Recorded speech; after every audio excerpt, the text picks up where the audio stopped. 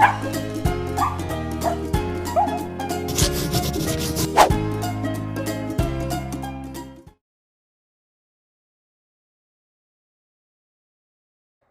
friends, welcome back to another video by Possum Stamps. This is Luisana from My Life in My Craft Room, and today I'm playing with the super cute stamp set called Happy Camper. And I had the idea that I wanted to make a whole scene with the little characters and the background made with inks. So yeah, I just went with that. Here I am starting by stamping all of the images that I thought I would use in my card. I did stamp more than what you can see here. I just didn't want to bore you with the simple things. And I am using a Copic friendly ink. This one is by Picket Fence Studios. And yeah, so I am going to go ahead and make my background while I let that ink sit there for a minute. Oh, and right here you see the other images that I stamped, and right there I am stamping the, what is that called? The little sign that says don't wake the bear, I believe, or don't feed the bears. So cute. And the paper I am using is Hammermill 110 pound. Anyways, I am moving on to the background, and I am using chipped sapphire, blueprint sketch, and I believe it's Salty Ocean, and a little touch of black dye ink. I am just using Lawn Fundamentals in jet black, but any black ink would do. And using my brushes, I am starting with a darker color, which I apply towards the top. This is sped up to about 4 times fast, so keep that in mind. Blending with dye inks can take a little bit more time than using oxides, but you are able to get a really good blend. It just takes several layers and a lot of patience. So I am down to my Salty Ocean. Oh, and by the way, I masked the bottom portion of my card because I knew that I wanted the bottom to look like the ground since it's a camping scene. So that area is going to be colored with greens and a touch of brown.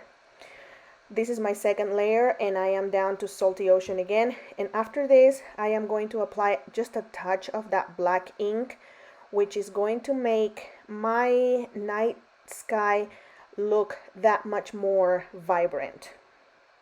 And on top of the black, I will go ahead and apply a little bit more of my darker tone, which in this case is chipped sapphire. Now I am masking the blue portion of my background and getting ready to do the ground. And I am using Rustic Wilderness and a little bit of gathered twigs for the grassy area. I am starting by blending Rustic Wilderness all over the background or the bottom part. I am not really looking at a perfect coverage right now because it's the first layer, and it always takes a couple of layers at least. Then I am going with gathered twigs, and I apply this color only towards the top where I want it to look more dark, and finish it off by doing another layer of Rustic Wilderness. And now I am removing the mask, and look at that beauty. So now it's time to do the Copic coloring, and I'm just going to give you a heads up. I am very messy. I color outside the lines a lot, and it was kind of refreshing not to have to worry about it today because I knew that I was going to fussy cut everything that you see here. So I wasn't concerned about it at all. I have put the caps for my markers, which are Copics, right there so that you are able to see them. And hopefully you can understand the process as I am coloring. I chose to go, I believe, with 4 shades of green for the tree. And by the time I was done with it, I'm not going to lie, I was not very happy with the first layer because I just kept forgetting that this is supposed to be a nighttime scene. So the colors should not look as vibrant as they would if I were coloring something that was in the light, in the daylight. So anyways, this is my lighter tone, and here I'm like, oh no, So I am doing a second layer, and this time I am applying G29, and I am putting that color a lot more freely in all of the areas because I want that to be the more dominant tone in my greens. And then after that I'm going with YG63 as a mid-tone and call it a day. Now for the tree trunk, I'm starting with E49 and then E29 and just trying to blend it a little bit. Now I think these are tulips, yeah, so this is very simple coloring. You can see right there that I color outside the lines. I'm not proud. But you know what? You're not gonna be able to see any of that by the time the card is all done and put together. I wanted to go with very colorful, happy, vibrant tones for my whole card. So I went with an orange pot for my flowers, and now I am coloring the clouds using very light tones of blues. And for the moon, I am going to use C3 and C1, and I will finish it all off with a layer of colorless blender. Now moving on to the rocks, and I did stamp, I believe, 2 or 3 of the same images, and this is very simple. C7, C5, and C3 I believe is what I used. And now for that sign, I try to make it look like wood. Again, I'm so sorry. I colored outside the lines a lot, but I knew I was not going to see any of that by the time the card was done, so I wasn't too concerned at all about it. So using just a combination of browns to make that look woody. Now for my bear, and he is so cute, oh my goodness. I am starting with a layer of E49 where I feel all of the shadows need to be, and going with E29, and these colors are very dark. I thought about making him a black bear, but I decided to go with brown. I don't know, I let the images talk to me, so he told me he wanted to be brown. And now my lightest color is E23, and at this point I was not happy with my blending, so I decided to go back and do a second coat. So I started with E29, I skipped E49 altogether, and with E23, which is what I'm using right here, I am actually taking my time blending all over. This is going pretty fast, but believe me, I went all over all of those areas a few times until he looked the way I wanted him to look, the way I envisioned it. All right, now for the little nightcap, I decided to do a blue brim and a red rest of the hat. Okay, so for the trailer, which is the biggest area or the biggest image to color here, I did the windows first because I tried to color the lightest areas first, and the windows in my mind are supposed to look like glass, so I went ahead and painted them or colored them blue.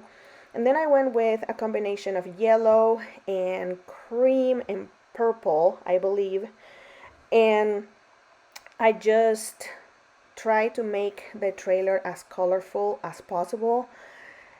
VO9 and B66 is what I use for the purple, and I really like how it turned out in the end. I am not really worried about me coloring on that door right there because the door is gonna end up being a bright red. So I decided to go with a cream brownish tone for the main portion of the trailer because I wanted it to look neutral so that the rest of the colors, that blue purplish tone and the yellow and that red light and the red door would pop. And I think it worked. You will have to let me know. Now for the awning, I'm not gonna lie, I tried to make some of those areas white, and I was supposed to skip, just do the white every other piece, but I just could not keep it straight. But I wasn't really concerned about it because I knew that the purple areas were not going to show anything underneath, so it was all good. Look how cute that is. All right, I believe the next thing is the door, and I'm starting with my Favorite combo here is R89, and then moving on to R59. And I do 2 layers for the reds because it just needed it. I feel like it looks its best when you do 2 layers versus 1. And here I'm going with the second layer and R59, and look at that, just look how vibrant that looks. Coloring outside the lines again. All right, now for the tire, starting with C8 and moving on to C7 on top of that C8 and extending it more, and then finishing it off with C5. At this point I decided I'm just going to use C5 for the center and then C8 for the very center. I have fussy cut all of those images, and I decided to fussy cut the trailer so that it didn't have that piece in the front. And I took the tire off as well, and then I stamped the trailer onto my background so that I knew exactly where everything was supposed to go, and it kind of gave me an outline or a guide so that I could figure out where to put all of my images. And there was no way that I would be able to fussy cut that, like, I don't know what that's called, the piece on the very end that attaches to the truck. You know what I mean, right? And here in a minute, my camera is going to die. And yeah, I'm so sorry about that. I will explain what I'm doing as I am doing it. All right, so I'm starting with the tree, which is gonna go right there, making sure that it doesn't show behind the tire. Now, one of the bushes by the horizon, the moon and the clouds, which by the way are so stinking cute. Now I am gluing the trailer in place exactly where it needs to go, and the tire. And now I decided that I wanted to pop some of the components of my car, and I am using the Stampin' Up! Dimensionals, I think they're called. Any foam adhesive that you have might work. And here is where it's about to die. Anyways, so my camera died right there, and I didn't record the part where I stamped my pot because just like with the trailer, I did not fussy cut the little stems for the tulips, and it also did not record where I glued the sign and the rocks. So I am showing you right here how I am gluing the little pot right there where the outline is, just making it fit in there perfectly. And next, I have slowed this down so that you guys could see what I meant. And next I am going to glue, if I can get little flowers out, the 2 little tulips. I'm applying the glue directly onto the paper and using a jewel picker type of thing. I will go ahead and apply it to my paper. There you go. Now it's time for the bear, which I have already put some double-sided foam adhesive on the back. Look how cute he is. He's adorable. And back to speeding it up.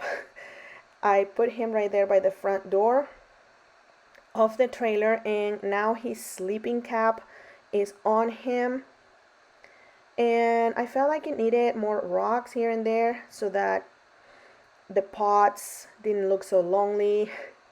And when we go camping, we always put rocks behind the back tires of our trailer, so I remember that. All right, now for the sentiment. I decided to stamp it directly onto my card front using Versamark, which is an embossing ink, and I am going to emboss it with white embossing powder from Wow, I think it's called. And yeah, I prepared my paper by putting some anti-static powder on it, heat set it, and now I am mounting it onto my card base. I am really into not having any layers besides the main layer for my card, so I'm enjoying that very much. Now the last thing is, I forgot almost, is the doorknob for the trailer door, and it is finished. I love the way it turned out. So cute. Alright you guys, thank you so much for watching. I hope you enjoyed today's video. Don't forget to subscribe to the channel, and here are 2 more videos for you guys to watch, and I will see you on the next one. Have a great day, everybody.